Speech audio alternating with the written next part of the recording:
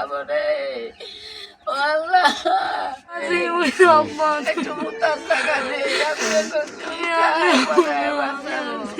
আমার স্বামী ৩০-৩৫ লক্ষ টাকা ঋণ নিয়ে ইতালি গেছে। সেই জায়গায় যে কাজ পায়নি, আপনার ৩ মাস ছিল হচ্ছে কাতানিয়া শ্বশুরে, সেই জায়গাতে হচ্ছে রোম যাবে একটা কাজের সন্ধান পাইছে, সেইখানে যাওয়ার পথেই আমার স্বামী মারা গেছে। ঠিক আছে, সরকারের কাছে আমার এটুক দাবি আবেদন যে আমার ৩টে বাচ্চা জানি একটু সুযোগ সুবিধা বলতে, আমার একটু ভিটে বাড়ি নেই, যে আমার বাচ্চা ৩টেরে নিয়ে আমি একটু থাকি পরের জায়গায়। আমার বাচ্চা ৩টের কারণে আমার ঘরে এক হোস্টেল নেই, আমার বাচ্চাকে আমি খাওয়াবো।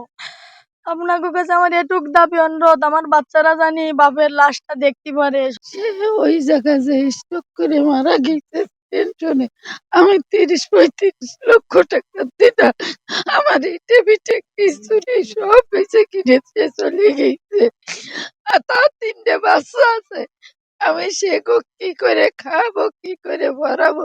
আমার ছেলেটার লাশটা যেন বাড়ি এসে, আমার একটা ছেলে, আমি শেষবারের মতো যেন একটু দেখতেই পারি মুখখানা। পারিবারিক টেনশন, ছোট, ছোট ৩ টা বাচ্চা, বাড়িতে ওয়াইফ আছে। সব মিলায়ে মানে মারাত্মক টেনশনে পড়ে যায়। সে যখন দেশ থেকে যায়, তখন এই দেশের ১ শতক জায়গাও উনি রেখে যেতে পারেননি। তো মোটামুটি সে ১৫-২০ লাখ টাকার মতো ঋণ আছে। তার সাথে আমার লাস্ট ৩ দিন আগেও কথা হইছে। সে হাউমাউ করে কান্না করতেছিল এবং বারবার বলতেছিল, "ভাই আমার জন্য কিছু করো।" পরবর্তীতে আমরা খবর পাই যে সে আত্মহত্যা করছে। লাশটা আনার জন্য বলিছে আপনার ৭ লক্ষ টাকা লাগবে।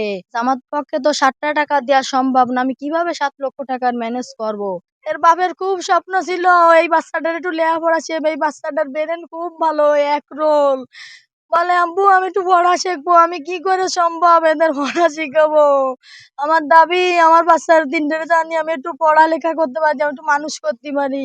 সরকারের কাছে আমার দাবি আমার বাবার লাশটা যেন আমরা ৩ বোন দেখতে পারি।